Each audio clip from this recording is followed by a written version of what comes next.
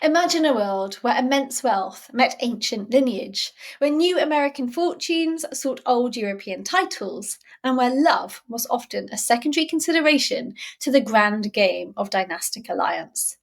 This was the era of the dollar princesses, a phenomenon that blossomed during America's Gilded Age, roughly from about 1870 to 1914. Daughters of America's industrial titans, the Vanderbilts, Jeromes, Laters, and Goulds, sailed across the Atlantic with dowries so vast they could restore crumbling castles and rescue ancient aristocratic families from financial ruin. These were young women of intelligence, spirit, and often breathtaking beauty, yet their ultimate destiny was frequently determined not by their own desires, but by their mothers' relentless social ambition and Europe's desperate need for cash. For the American new money, a titled son-in-law was the ultimate trophy, a golden key to social acceptance that raw wealth alone could not buy. For the European aristocracy, American dollars were a lifeline, a chance to preserve their ancestral estates and social standing without having to resort to trade. From the glittering ballrooms of New York to the stately homes of the British countryside and the grand chateaux of France, the dollar princesses embarked on lives of unimaginable privilege, but often great personal sacrifice. Their stories are a fascinating blend of fairy tale and cautionary tale, illuminating the complex interplay of class, culture, and power at the turn of the 20th century. I am Dr. Amy Boyington, and today we delve into the lives of these remarkable women who bridged two worlds, examining the bargain that they struck, the lives that they lived, and the enduring legacy they left on both sides of the Atlantic. The phenomenon of the dollar princesses was born from a unique collision of economic and social forces on both sides of the Atlantic. In America, the Gilded Age had created fortunes on a scale previously unimaginable. Men like Cornelius Vanderbilt, John D. Rockefeller, and Andrew Carnegie amassed wealth that dwarfed European royal treasuries.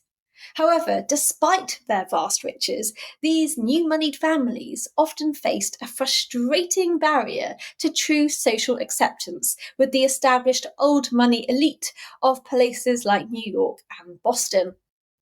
While they could build palaces and host lavish balls, they lacked the inherited lineage and centuries old pedigree that defined true aristocracy. For ambitious American mothers, a European title for their daughter became the ultimate social trophy, a way to instantly elevate the whole family's standing and secure a place in history. They aimed to buy not just a husband, but a lineage. Leading this charge were formidable matriarchs like Alva Vanderbilt, who not only broke into New York's 400, but then set her sights on Europe. For her, a titled son-in-law was the final gleaming feather in her cap of social triumph. The daughters themselves, often very young and inexperienced, were conditioned to accept these arranged marriages as their destiny, a duty to their family's social aspirations. Meanwhile, across the Atlantic, many of Europe's aristocratic families faced a starkly different reality. While they possessed ancient titles, vast estates, and centuries of history, their wealth was often land poor and illiquid. Agricultural depressions, rising taxes, and changing economic landscapes meant that magnificent ancestral homes were crumbling, family fortunes were dwindling, and the traditional aristocratic lifestyle was becoming unsustainable. Marrying an heiress, particularly a rich American heiress, became not just an option, but a financial imperative to save their estates, pay off their debts, and maintain their lineage. For many British dukes, French marquises, or German princes, an injection of American capital was the only way to avoid selling off their inheritance. This created a perfect storm for the transatlantic marriage market. American wealth flowed across the ocean, eagerly received by European aristocrats whose pedigree was their most valuable asset. The bargain was clear: American millions for European titles, a practical transaction that, while offering glittering possibilities, often came at a high personal cost to the young women at its heart. While the tales of dollar princesses often highlight heartbreak, some navigated their transatlantic marriages with a remarkable spirit, forging lives of influence and even happiness. Among the earliest and most prominent of these was Jennie Jerome. Born in Brooklyn in 1854, the daughter of financier Leonard Jerome and his spirited wife Clara, Jennie was renowned for her beauty, her charm, and her magnetic personality. She possessed an independent mind and a love for society that made her stand out even amongst her vivacious American peers. In 1874, at the age of 20, Jennie married Lord Randolph Churchill, the younger son of the 7th Duke of Marlborough. This was actually a love match, albeit one heavily approved for its dynastic potential. Jennie brought with her a dowry of £50,000, a significant sum, though not as vast as later Vanderbilt fortunes. And she also brought with her an annual income. This influx of capital was certainly welcomed by the Marlborough family, but Jennie brought far more than just money. Jennie quickly became a sensation in British high society. Her American vivacity, her wit and striking beauty made her a leading figure in London's social scene. Unlike many aristocratic wives, Jennie possessed keen political instincts and actively supported her ambitious husband's career. She hosted influential salons, charming politicians and opinion makers, and she famously became a close friend and confidant of the Prince of Wales, later Edward VII. She may even have been his lover. Her influence extended into the highest echelons of power, demonstrating that an American heiress could not only adapt but thrive, becoming a political and social force in her own right. Jennie's enduring legacy, however, is most firmly tied to her firstborn son, Winston Churchill. From his earliest years, Jennie cultivated her son's intellectual development and ambition, remaining a supportive and influential figure in his life despite her busy social schedule. She famously wrote, "I never felt I was cut out to be a governess or a nurse, but I think I've done my share in launching my sons into the world." Indeed, the fierce intellect that characterised Winston Churchill undoubtedly owed much to his remarkable American mother. Jennie Jerome's life exemplified the potential for an American dollar princess to transcend the transactional nature of her marriage and leave an indelible mark on history. If Jennie Jerome's story showcased the potential for success, Consuelo Vanderbilt stands as the quintessential cautionary tale of a dollar princess.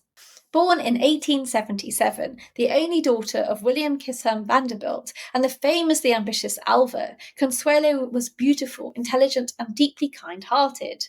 From a young age, she was acutely aware that her mother had grander plans for her than a simple American marriage.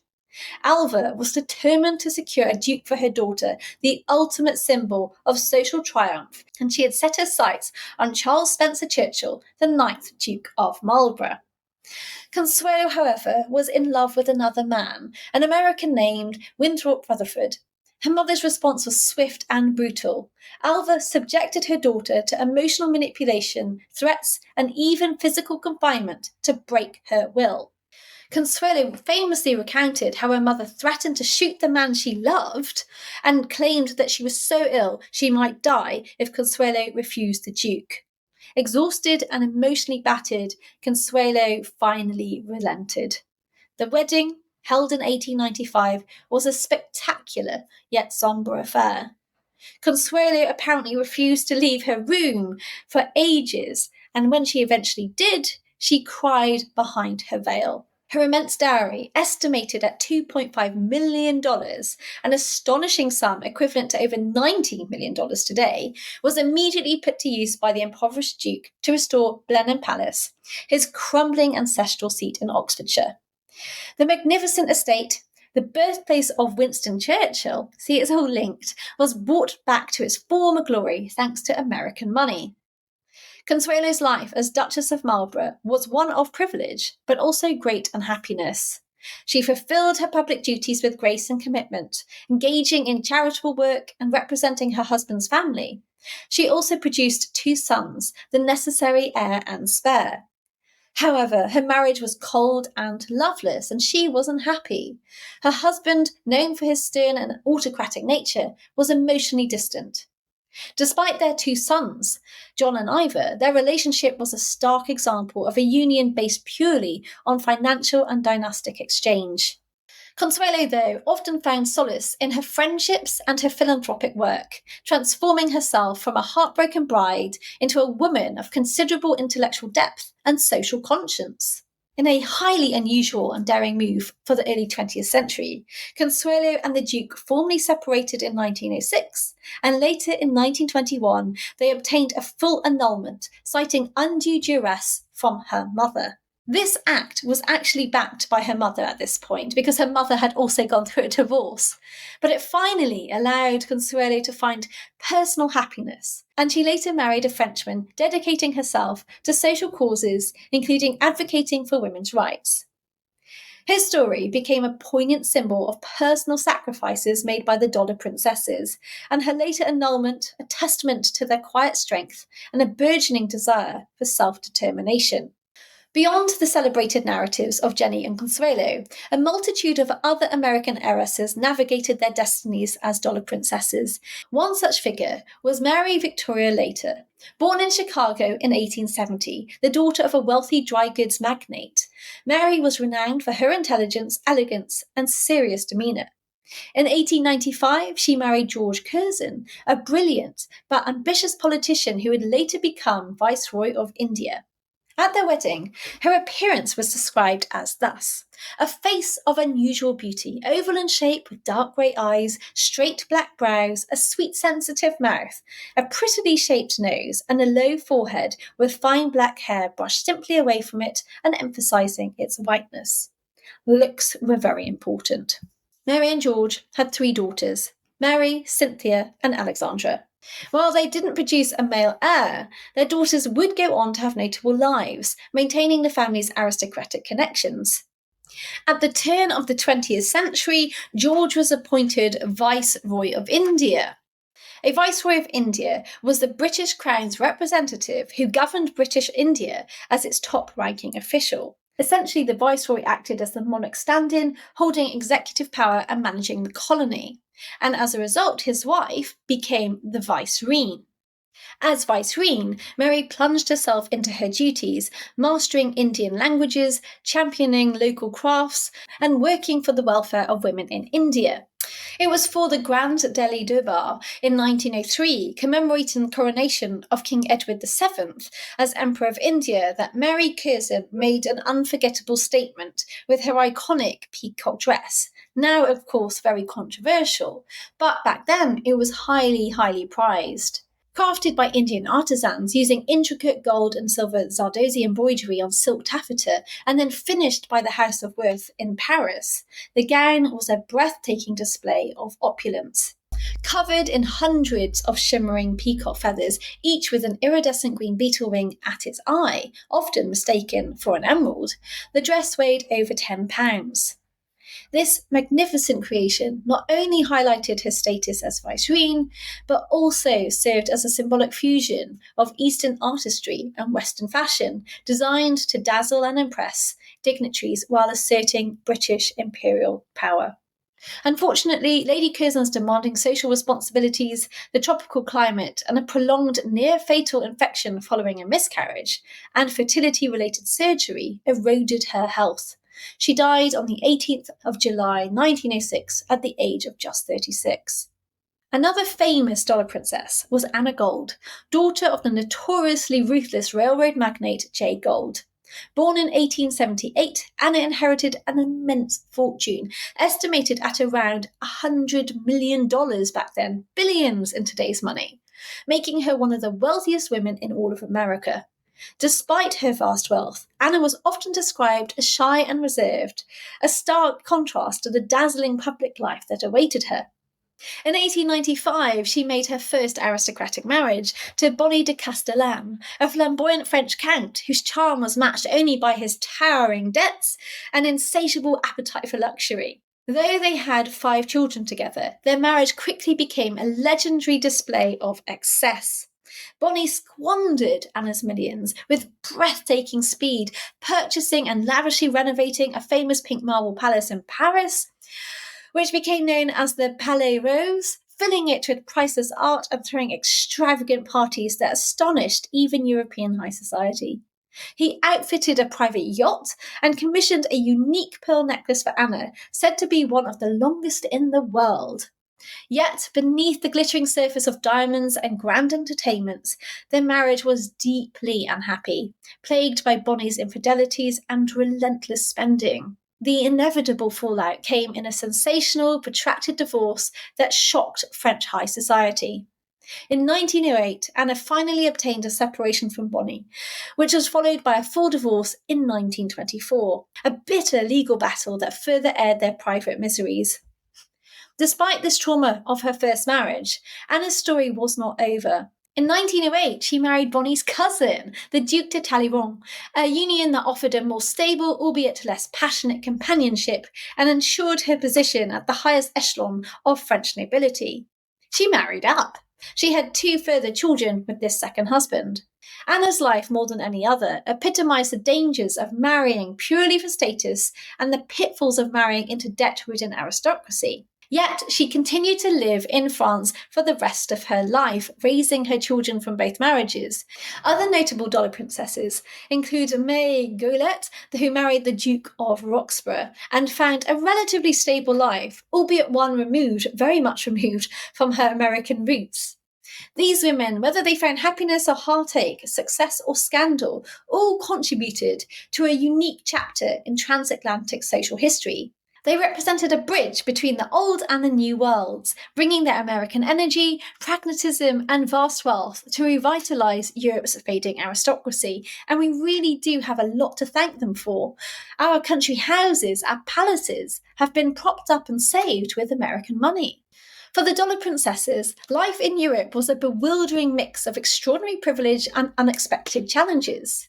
While they gained titles and access to ancient aristocratic circles, they often found themselves navigating a world vastly different from the one they knew, leading to frequent cultural clashes and profound personal adjustments. Unfortunately, many faced a cold reception from their new in-laws and the established European aristocracy, who often viewed them as crude, uncultured Yankees interested only in buying their way in. They were often patronised or openly mocked for their American accents, independent spirit, or perceived lack of proper etiquette. The vast, often unheated and dilapidated European estates were a stark contrast to the modern, comfortable mansions they had left behind in America.